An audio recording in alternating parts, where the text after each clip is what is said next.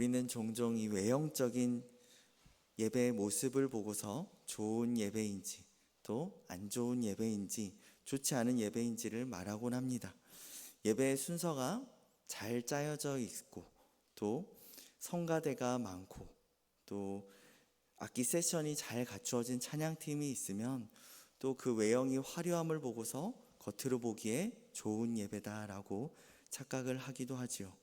물론 이런 요소들이 예배를 돕는 역할을 합니다.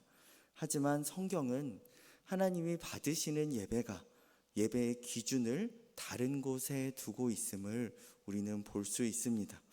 오늘 우리는 창세기 4장 1절부터 7절에 나오는 이 가인과 아벨의 예배를 통해서 하나님이 무엇을 기뻐하시는지 살펴보고자 합니다. 하나님은 예배 가운데 무엇을 주목해서 보시기에 겉으로 보기에는 별 차이 없어 보이는 이 가인과 아벨의 예배가 하나님 앞에서는 전혀 다른 예배가 되었는가, 이것에 대한 답을 함께 말씀 속에서 찾아보면서 올바른 예배에 대한 이 주님의 뜻을 깨닫고 또 그 가운데 결단하는 귀한 시간 되기를 간절히 소망합니다.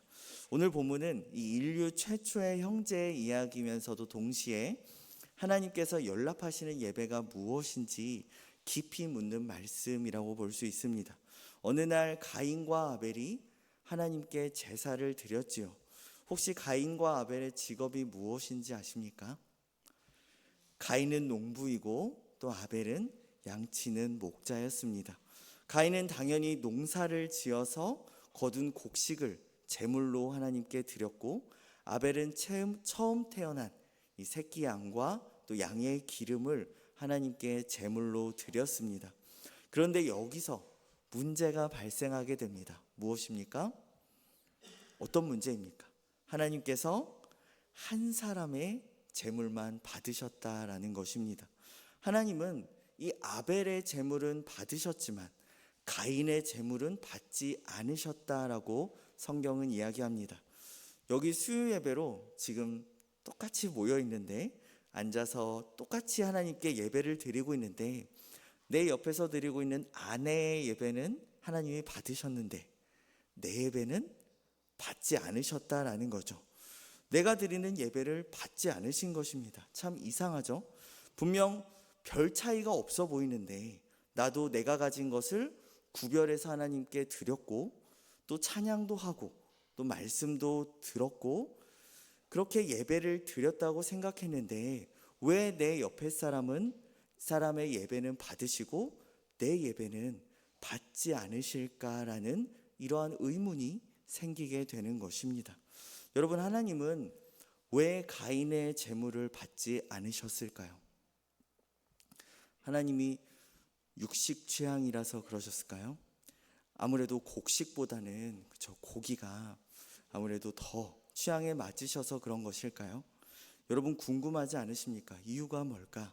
우리 본문 4절과 5절을 다시 읽도록 하겠습니다. 시작. 아벨은 자기도 양의 첫 새끼와 그 기름으로 드렸더니 여호와께서 아벨과 그의 제물은 받으셨으나 가인과 그의 제물은 받지 아니하신지라. 가인이 몹시 분하여 안색이 변하니. 여러분, 말씀을 자세히 보십시오. 여기서 눈여겨봐야 할 것이 하나 있는데요. 4절에 아벨과 그의 제물은 기쁘게 받으셨다, 세 번역으로는 반기셨다라고 이야기하는데요. 그러나 가인과 그의 제물은 받으셨다, 하나님께서 그의 제물을 반기지 않으셨다라고 말씀하고 있습니다. 뭔가 이상하지 않습니까? 그냥 아벨의 제물을 받으셨다, 또 가인의 제물을 받지 않으셨다라고 말씀하시면 될 것 같은데 굳이 아벨과 그의 제물 또 가인과 그의 제물이라고 말씀하셨다라는 것입니다. 이것이 무엇을 의미할까요?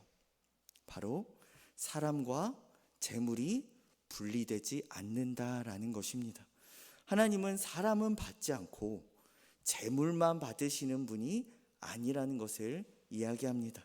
처음 앞서 이야기한 것처럼 우리 사람은 늘 외형적인 것에 관심이 있고 또 그러한 것들에 눈이 들어오지만 하나님은 무엇에 관심이 많으신 분이시라는 것입니까?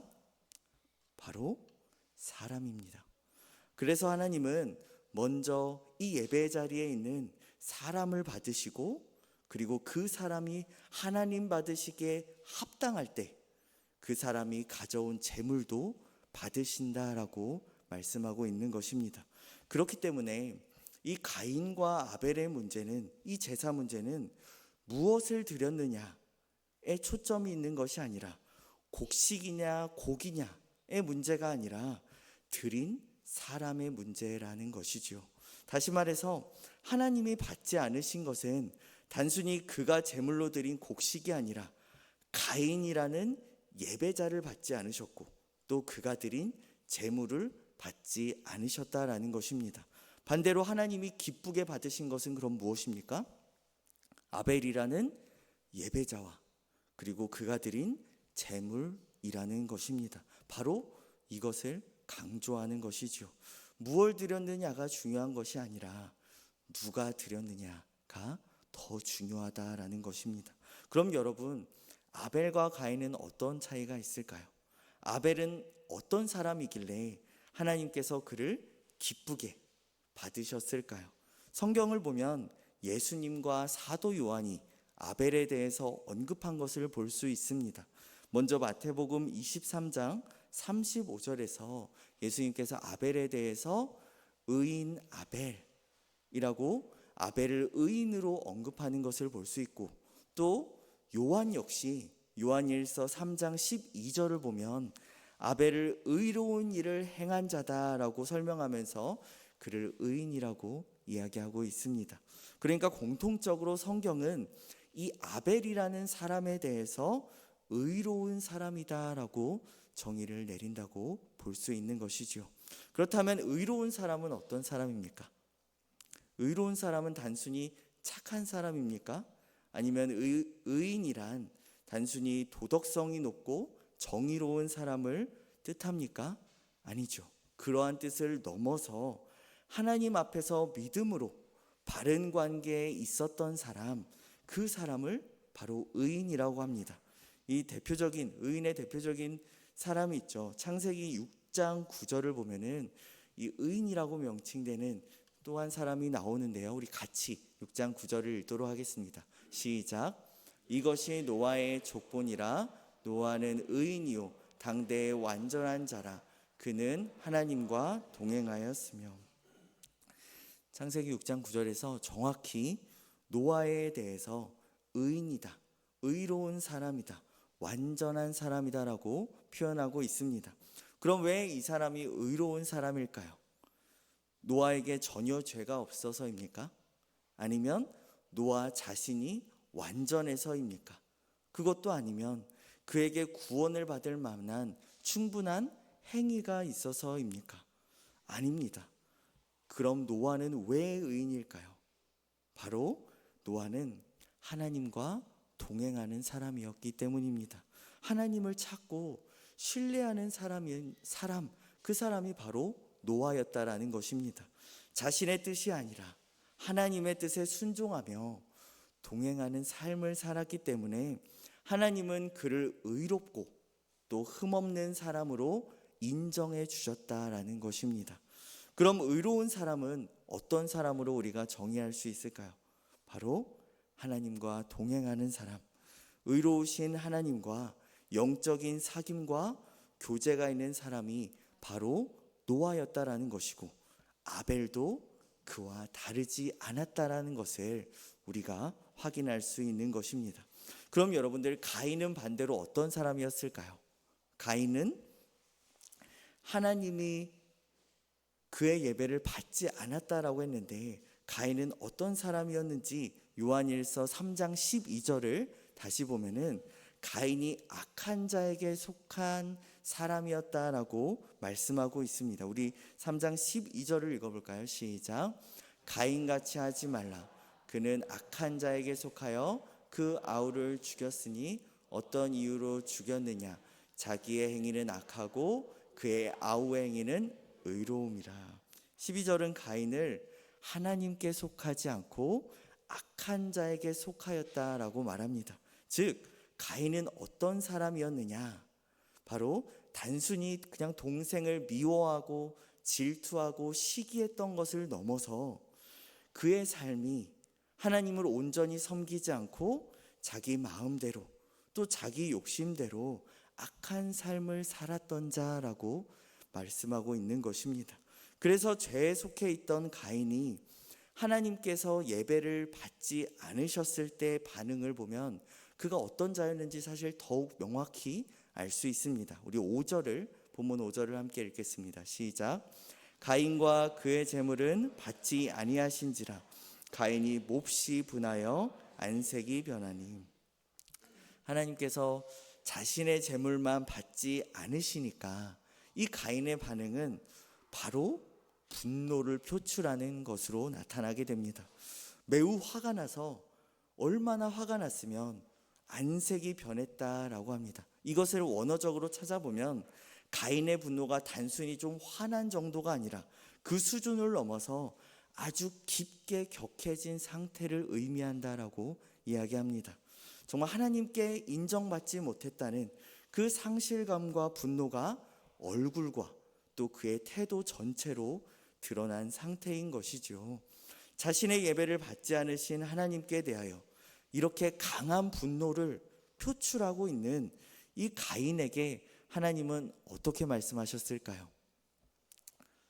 만약에 재물이 문제였다면, 그의 예배에 있어서 하나님께서 받지 않으신 이유가 재물에 있었다면 하나님께서 뭐라고 가인에게 말씀하셨겠습니까? 지금 가인이 너무 화가 나서 이러고 있는 상황 가운데 하나님은 아마 재물이 문제였다면 다른 재물을 좀 가져와 봐라. 너도 한번 곡식 말고 고기를 가져와 보지 않을래? 아무래도 부드러운 새끼 양고기가 부드럽지 않겠니? 라고 말씀하셨겠지요. 그런데 하나님께서는 그렇게 말씀하시지 않습니다. 본문 7절을 보니까 이 분노를 표출하고 있는 가인에게 선을 행하지 아니하면 죄가 문에 엎드려 있다. 너는 어떻게 하라고요? 죄를 다스려라 라고 말씀하십니다. 하나님은 가인의 문제를 지금 정확하게 짚어주시는 것입니다. 왜 하나님께서 가인을 받지 않으셨는지, 왜 가인의 재물을 받지 않으셨는지에 대한 정확한 문제를 이야기하고 있는 것이죠. 재물의 문제가 아니라는 것입니다. 하나님은 가인이 죄에 사로잡혀서 죄가 이끄는 대로 사는 것을 바라지 않으신 것입니다. 그의 삶이 하나님께로 돌이키기를 원하셨다라는 것으로 볼 수 있습니다. 하지만 가인은 이후에 어떻게 행동했습니까? 우리가 잘 아는 것처럼 하나님 앞에서 더욱 큰 죄를 짓게 됩니다. 4장 8절입니다. 가인이 그의 아우 아벨에게 말하고 그들이 들에 있을 때 가인이 그의 아우 아벨을 쳐 죽이니라. 하나님의 말씀보다 이 감정이 앞섰던 죄의 다스림 가운데 있었던 가인은 결국 그 죄를 다스리지 못하고 살인을 저지르게 되지요. 하나님이 분명 죄를 다스리라고 명령하셨음에도 주님의 말씀을 따르지 않고 그 분한 마음을 억누르지 않고 결국 동생을 죽이게 된 것입니다. 여러분, 이게 바로 가인과 아벨의 차이입니다. 무슨 차이입니까? 삶 가운데 누구와 동행하고 있는가?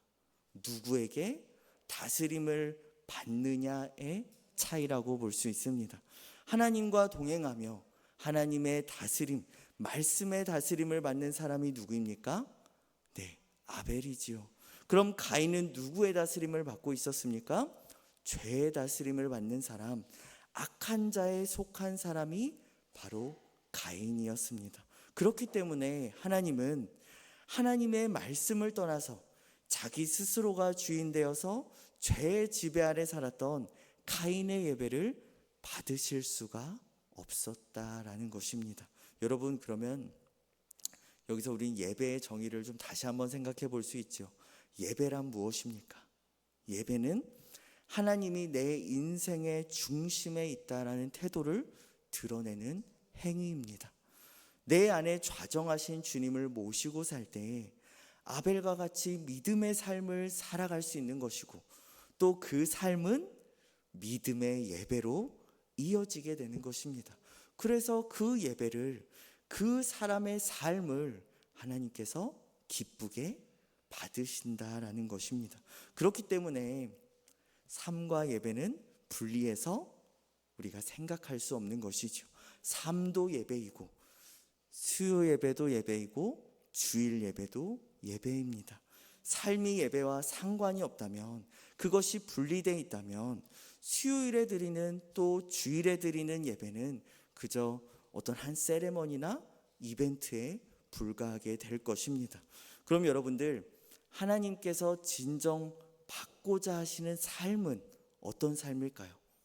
하나님께서 진짜 받고자 하는 삶, 우리가 하나님이 받지 않으신 또 다른 예배를 우리가 익히 알고 있는 예배가 있습니다. 바로 사울의 예배이죠. 그래서 우린 이 모습을 통해서 또 하나님께서 정말로 원하시는 삶이 무엇인지를 또 다시 한번 확인할 수 있습니다. 우리 사무엘상 15장 15절 같이 읽도록 하겠습니다. 시작. 사울이 이르되 그것은 무리가 아말렉 사람에게서 끌어온 것인데 백성이 당신의 하나님 여호와께 제사하려 하여 소들 중에서 가장 좋은 것을 남김이요 그 외의 것은 우리가 진멸하였나이다 하는지라. 사울왕이 아말렉을 진멸하라는 그 하나님의 명령을 어기고 좋은 양과 또 좋은 소를 남겨두었다고 말합니다. 그러면서 사무엘에게는 뭐라고 변명합니까? 이것은 하나님께 제사를 드리기 위해서 남겨놓은 거예요 라고 말씀하죠. 변명을 합니다. 이에 대해서 사무엘이 이렇게 대답합니다. 사무엘상 15장 22절입니다. 사무엘이 이르되 여호와께서 번제와 다른 제사를 그의 목소리를 청종하는 것을 좋아하심같이 좋아하시겠나이까. 순종이 제사보다 낫고 듣는 것이 순양의 기름보다 나으니. 이 말씀은 사무엘이 사울왕에게 이렇게 되묻는 것입니다. 당신은 제사를 드리겠다고 하는데, 당신은 이 자리에 나와서 예배를 드린다고 하는데 하나님이 그 제사를 기뻐하실까요? 지금 드리고 있는 이 예배를 기쁘게 받으실까요? 라고 사무엘이 묻고 있는 것입니다. 하나님은 제사가 아니라 하나님의 음성에 청종하는 우리의 태도, 하나님의 뜻을 따라 순종하는 우리의 삶의 걸음을 좋아하신다라는 것입니다. 그리고 예수님은 예배를 드린 자가 어떠해야 하는지, 그 삶이 어떠해야 하는지를 다음과 같이 말씀하십니다. 마태복음 5장 23절과 24절입니다. 그러므로 예물을 제단에 드리려다가 거기서 내 형제에게 원망 들을 만한 일이 있는 것이 생각나거든 예물을 제단 앞에 두고 먼저 가서 형제와 화목하고 그 후에 와서 예물을 드리라. 여러분, 예수님께서 무엇이 더 먼저라고 말씀하십니까? 제사입니까? 아니면 삶입니까? 이웃과 화목하는 것이 예배드리러 교회에 오는 일보다 더 급한 일이다라고 말씀하시는 것입니다. 우리에게 화내지 마라, 사람에게 화내고 욕하고 또 무시했다면 먼저 그 사람에게 사과하고 그 관계를 다 풀고 나서 예배를 드리라 라고 말씀하시는 것입니다. 이것이 예배를 드리러 오는 예배자들에게서 가장 먼저 하나님이 주목하시는 삶의 모습이라는 것입니다. 그리고 이사야서 1장 11절에서 17절에도 하나님께서 유다 백성의 제사를 외면하시고 그들의 예배를 받지 않으시는 것을 볼 수 있는데요. 그 이유가 무엇일까요? 하나님은 왜 유다 백성의 예배를 받지 않겠다, 너희들의 기도도 듣지 않겠다, 재물도 내게 가져오지 마라, 이렇게 강하게 그들의 예배를 거부하시는 것일까요? 제사의 어떤 형식이 빠져서요? 아니면 어떤 순서가 잘못돼서요? 아니면 재물이 부족해서입니까? 아니면 재물이 시원찮아서입니까? 제사 자체가 부족해서가 아니라 그들의 손에는 뭐가 묻어 있다고 합니까? 우리 한 절 더 넘겨주시면, 그들이 악을 행하는 것을 내가 견디지 못하겠다. 너희의 손에 지금 피가 묻어 있지 않느냐. 너희의 삶이 지금 거룩과 멀어져 있지 않느냐라고 말씀하십니다. 그들 역시 여러분들 많은 제사를 드렸습니다. 우리와 같이 지금 많은 예배를 드리고 있죠. 그들도 그 당시에 제사를 아주 많이 드렸죠. 그리고 심지어 그들은 절기도 잘 지켰습니다. 많은 절기들을 지켰고요, 많은 기도를 하나님께 올려드렸습니다. 하지만 그것이 옳은 것처럼 보였지만, 하나님께서 기쁘게 받으시는 것처럼 보였지만, 그 삶이 하나님 앞에서 불의와 이웃에 대한 무관심으로 가득했기 때문에 주님은 그 예배를 기뻐하지 않으신다라고 말씀하고 있는 것입니다. 여러분, 하나님께서 이렇게 형식만 남은 예배를 얼마나 마음 아파하시는지를 우리가 깨닫기를 원합니다. 하나님은 지금 유다 백성에게, 유다 백성들아, 세상이 이 지경인데 너희가 무슨 예배를 드린다고 하느냐. 제발 좀 6일간 제대로 살다가 주일에 좀 와라. 이 악한 세상에서 너만은 좀 선을 베풀다가 와라 라고 말씀하시면서, 재물보다 형식보다 주님의 말씀을 따라서 세상 가운데서 정의와 자비를 베푸는 삶을 주님께서 원하신다라고 말씀하시는 것입니다. 이 예배자를 향한 하나님의 애타는 심정이 우리 가운데 깊이 깨달아지기를 간절히 소망합니다. 여러분, 그렇다면 하나님은 지금 이 자리에서 예배를 드리고 있는 여러분 한 사람 한 사람의 무엇을 주목하고 계시겠습니까? 이 자리에 앉아 있는 것 자체를 기뻐하시고 그 자체로만으로도 예배를 받으시겠습니까? 아니면 여러분들의 옷차림을 중요하게 여기시겠습니까? 무엇을 먼저 하나님이 주목해서 보시겠습니까? 바로 여러분 한 사람입니다. 하나님은 예배를 드리는 우리를 가장 먼저 주목하시는 분이신 줄 믿습니다. 우리의 삶을 받으시기를 원하시는 것이죠. 우리의 모든 일상이 하나님께 드려지는 산 제사가 되기를 원하시는 것이 하나님의 뜻이라는 것입니다. 지금 우리가 드리고 있는 수요 예배, 또 주일 예배가 일주일 168시간 중에 고작 1시간 혹은 2시간인데, 그 한두 시간만 하나님을 생각하고 하나님의 말씀을 따른다 하고 나머지 시간은 하나님과 아무 상관없이 살았다면, 그리고 또 이 자리에 나온다면 우리를, 또 우리의 재물을, 우리의 예배를 하나님이 기쁘게 받으시겠느냐라는 것이죠. 여러분, 혹시 면죄부라는 것을 들어보셨죠? 많이 들어보셨죠? 중세 로마 카톨릭 교회가 이 금전이나 재물을 바친 사람에게 그 죄를 면한다라는 뜻으로 발행했던 증서가 바로 면죄부입니다. 그러니까 나의 삶이, 한 주간의 삶이 엉망이어도 괜찮습니다. 면죄부는 주중에는 하나님의 말씀을 떠나서 살아도 됩니다. 내 맘대로 살아도 되죠. 아무리 많은 죄를 지을지라도 뭐만 있으면 됩니까? 큰 돈 주고 티켓 하나 사면 죄를 용서받고 천국에 간다라는 것이 면죄부이지요.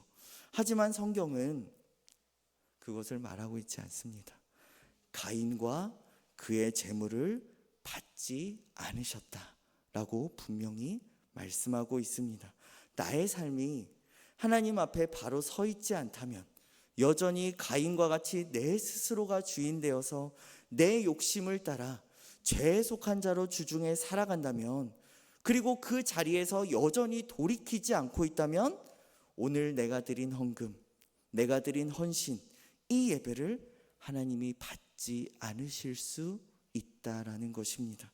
여러분, 그럼 하나님이 받고자 하시는 것을 드리는 예배, 그것이 바로 예배지요.